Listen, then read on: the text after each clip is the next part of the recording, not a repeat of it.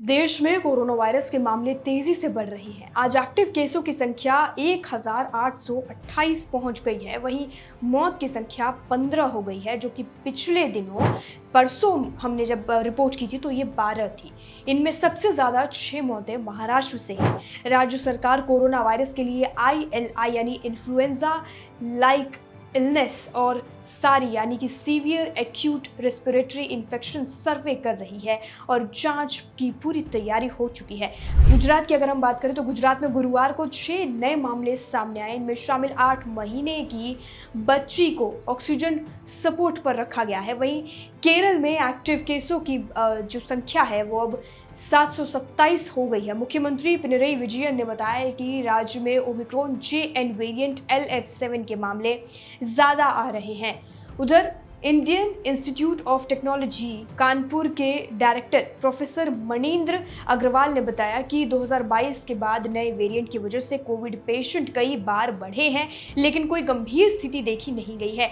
मेरा अंदाजा है कि इस बार भी बहुत परेशान होने की जरूरत नहीं है। एक्सपर्ट ने क्या बोला है ये हम जान लेते हैं। रिपोर्ट की माने तो नए वेरिएंट पर वैक्सीन का असर नहीं। बनारस हिंदू यूनिवर्सिटी यानी BHU के प्रोफेसर ज्ञानेश्वर चौबे का कहना है कि जिन लोगों ने वैक्सीनेशन करवाया था उन्हें भी सावधानी बरतने की बिल्कुल जरूरत है। इसकी वजह यह है कि वैक्सीनेशन नए वेरिएंट का असर होने से नहीं रोक सकता, क्योंकि जो आपने बूस्टर डोज वैक्सीनेशन लिया था उसका भी एक तय समय पीरियड है जिसमें वो असर दिखा सकता है। हालांकि वैक्सीनेशन की इम्यूनिटी अभी भी पूरी तरह से कमजोर नहीं हुई है आपके बदन में वो अगर है, क्योंकि अभी ज्यादा समय वैक्सीनेट हुआ आपको नहीं हुआ है। ये आपके शरीर को नए वेरिएंट से लड़ने में मदद जरूर कर सकती है। प्रोफेसर के मुताबिक कोविड की चौथी लहर आती है तो उसका असर 21 से 28 दिन तक ही रहेगा। ये सेकेंड वेव की तरह जानलेवा बिल्कुल भी नहीं होने वाली है। कोरोना से जुड़े बड़े अपडेट्स जान लेते हैं। महाराष्ट्र सरकार के मुताबिक जनवरी 2025 से अब तक मुंबई में कुल लगभग 380 मरीज सामने आए हैं। जनवरी और फरवरी में 1-1, अप्रैल में 4 और मई में 370 मामले सामने आए। जनवरी से अब तक राज्य में 9,590 कोविड-19 के टेस्ट किए गए। जम्मू कश्मीर में 29 मई को कोविड-19 के 2 मामले सामने आए। दोनों केरल के रहने वाले हैं और श्रीनगर में गवर्नमेंट डेंटल कॉलेज में पढ़ाई कर रहे हैं। चंडीगढ़ में 28 मई को यूपी के रहने वाले 40 साल के व्यक्ति का इलाज के दौरान उनकी मौत हो गई। ये पंजाब के लुधियाना में काम करते थे और सांस लेने में उन्हें तकलीफ के बाद मरीज को चंडीगढ़ रेफर किया गया। वहां उसका टेस्ट कोरोना पॉजिटिव आया और मौतों का आंकड़ा 14 पहुंच गया। हालांकि फिलहाल अभी 15 हो गया है। कर्नाटक के बेलगावी में 28 मई की रात कोरोना पीड़ित 70 साल के बुजुर्ग की मौत हो गई है। स्वास्थ्य विभाग के मुताबिक बुजुर्ग पहले से कई बीमारियों से जूझ रहा था। बुजुर्ग की सुबह में ही कोविड रिपोर्ट पॉजिटिव आई थी, लेकिन बाद में हालत बिगड़ी और उनकी मौत हो गई।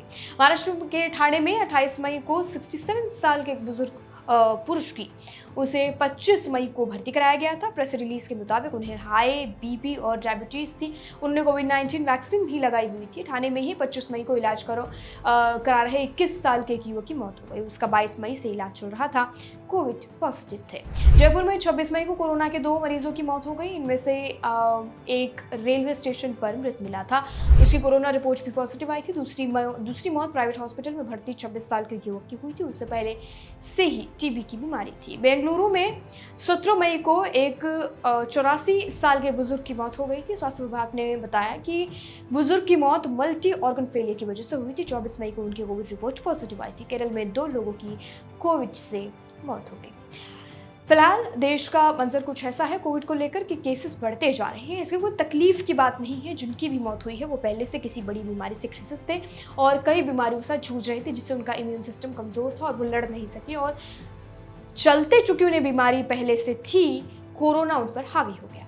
आपको डरने की जरूरत नहीं है। आपका स्वास्थ्य अच्छा है। सिर्फ थोड़ा सा इम्यूनिटी को बूस्ट करने में आप ध्यान दें, अच्छा डाइट लें, बाकी सब कुछ नॉर्मल है, बिल्कुल ना डरें। फिलहाल के लिए कोरोना की अपडेट की इस वीडियो में इतना ही। बाकी जानकारी के लिए और अपडेट के लिए देश दुनिया से जुड़ी सभी खबरों के लिए जुड़े रहिए और देखते रहिए लोकमत हिंदी।